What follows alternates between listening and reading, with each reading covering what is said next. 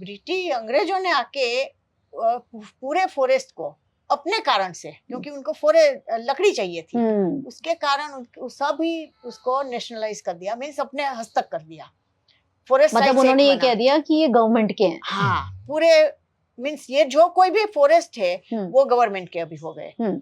और इसी कारण से क्या हुआ कि जो लोग फॉरेस्ट में वैसे करते थे, अपना जीवन गुजारा करते थे, वो उनका अधिकार एकदम एक झटके से टूट गया पूरा। तो उससे पहले जब राजे महाराजे थे तो क्या वो ऐसा मानते थे कि ये जमीन इन आदिवासियों की है? ऐसा देखिए क्लियर नहीं था, हाँ। क्लियर नहीं था तब, लेकिन तब तो ये भी एक था कि वो प्रॉपर्टी राइट्स का कोई आया भी नहीं था।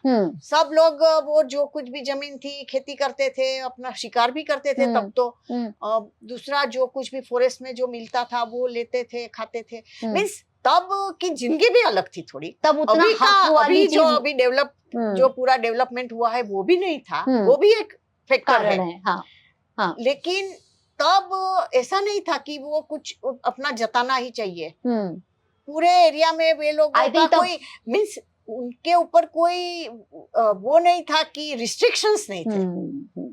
अंग्रेजों की जो फॉरेस्ट इंडियन फॉरेस्ट एक्ट जो बना उसमें क्लियर कट दे दिया गया है कि ये जो फॉरेस्ट है वो या तो रिजर्व फॉरेस्ट हो गए या तो प्रोटेक्टेड फॉरेस्ट हो गए। तो उसमें किसी को भी, आदिवासियों को भी जाने का, कुछ लेने का अधिकार नहीं है। जंगल में से जो जंगल में उनका पूरा जीवन व्यतीत हो रहा था, उसके ऊपर वो निर्भर थे, उसी जंगल से उनका पूरा छेद निकल गया। मतलब वो वहां पे रह भी नहीं सकते हैं? रहते तो रह सकते तो, लेकिन वो वहां से कुछ निकाल नहीं सकते, खेती नहीं कर सकते। अच्छा, खेती भी नहीं कर सकते। यदि वो खेती करते तो वो क्रिमिनल ऑफेंस कर रहे। अगर वो खेती करके वहां कुछ उगा रहे हैं तो वो ऑफेंस है, उगाना ही ऑफेंस है। ओके, और भले ही वो उगा रहे हैं अपने रोज के दिनचर्या के लिए भी, तो भी अपना भरण पोषण के लिए लकड़ी ले रहे, अपने घर बनाने के लिए लकड़ी ले रहे, तो भी वो ऑफेंस है। इसलिए एजिफ क्या हो गया कि वे अपने ही दुनिया में, अपने ही घर में चोर बन गए। हाँ, एनक्रोचर्स बन गए।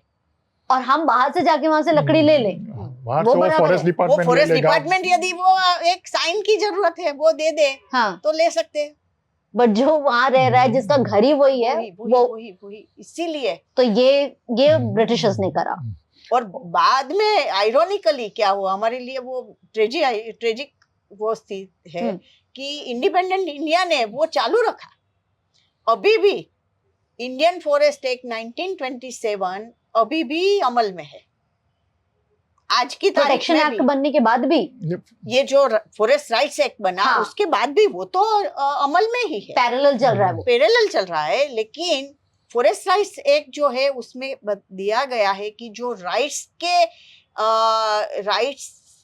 के संबंधित जो है जिनको राइट्स मिलते हैं वो सुपरसीड होगा इंडियन फॉरेस्ट एक्ट की प्रोविजंस से। और ये जब ब्रिटिशर्स ने ये रूल्स कब से बनाए, ये जो एक्ट बनाया, हाँ, स्टैट्यूट था उनका, हाँ, वो वैसे तो सबसे पहले तो 1876 का, लेकिन उसके ऊपर थोड़े अमेंडमेंट्स आते गए, तो फाइनल जो एक्ट बना वो 1927 में बना। तो 1927 से अभी कुछ साल पहले तक वो ही एक्ट चले जा रहा है। बीच में हमें आजादी भी मिल गई, आजादी के 50 साल भी हो गए, सब हो गया। एग्जैक्टली इतना ही नहीं, 1972 में इंडियन पार्लियामेंट ने वाइल्ड लाइफ प्रोटेक्शन एक्ट बनाया। उससे भी बहुत सारे जहां जहां प्रोटेक्टेड एरियाज बनाए गए, माने कि सेंचुरीज और नेशनल पार्क्स बनाए गए, वहां तो लोगों के कोई अधिकार कुछ भी नहीं रहे। तो जो लोग वहां पे पहले रहते थे वो सदियों से ले रहे थे, सेंचुरीज, उनको निकाला गया, उनको जनरेशंस निकाला गया वहां से, निकाल ही दिया गया। हाँ, नेशनल हमारे देश में कितने सारे नेशनल पार्क है, वहां से निकाल दिए गए। और तब तो क्या हुआ था कि कुछ भी दिए बिना, ये मैं आपको बात बताती हूँ, वो जो हमारा जो शुरुआत हुआ था वो वैसे ये फॉरेस्ट रिलेटेड एग्जिट नहीं था। अच्छा, हमारी जो शुरुआत हुई थी वो वैसे तो इसी के साथ संबंधित है, इसलिए मैं बताना चाहती हूँ कि ये हमारे यहाँ डेवलपमेंटल प्रोजेक्ट्स बनते रहे, डैम्स हाँ, और ये सब, हाँ, तो उसमें जिन लोगों की जमीन जा रही है, जिन लोगों के घर जा रहे हैं, तो उनको तो निकालते थे। लैंड एक्विजिशन एक्ट था हमारे यहाँ, वो 1894 का था।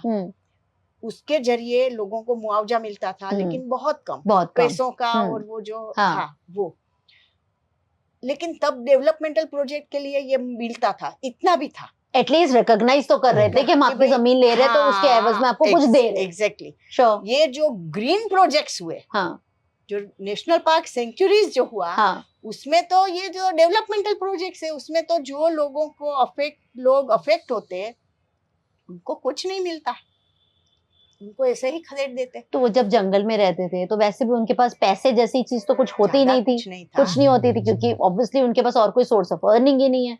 तो जब अगर जंगल से उनको निकाल दोगे, तो बाहर की दुनिया में तो पैसे चाहिए, तो क्या करेंगे? क्या एक जगह पे थोड़ा घर बनाने के लिए जगह दे देंगे, बाकी आप फोड़ो, मजदूरी करो, कमाओ, जियो। और वो जगह जंगल से बाहर कहीं होगी। हाँ, बाहर कहीं दूर। तो जितना दे दिया, जो भी दे दिया कुछ नहीं। अभी कंपनसेशन दे रहे हैं, पैसा दे रहे हैं, लेकिन पैसा का क्या करने का? उनको एसेट चाहिए ना, क्या तो जमीन चाहिए, घर चाहिए। एक जगह सिर्फ घर बनाने के लिए आपने जगह दे दी, उससे तो कुछ फायदा होगा नहीं। उससे क्या आमदनी क्या होगी? क्योंकि वो लोग तो जंगल के लोग हैं, जंगल के लोग हैं, खेती करके करने के लिए नहीं, खेती करनी आती है उनको। खेती कर सकते हैं, लेकिन खेती की जमीन देते नहीं है। वही बात है ना, आपने घर, उनके जहां से जमीन थी वहां से हटा के उनको सिर्फ एक घर दे दिया, तो वो सिर्फ घर में बैठे रह सकते हैं, बस सर पे छत के लिए कर सकते हैं, या मजदूरी ढूंढ के जो करना है वो करें। ताज्जुब इस बात का है कि जो पॉलिसी मेकर्स है, उनको ये भी नहीं सोचते कि हजारों की संख्या में, लाखों की संख्या में लोग कहाँ जाएंगे।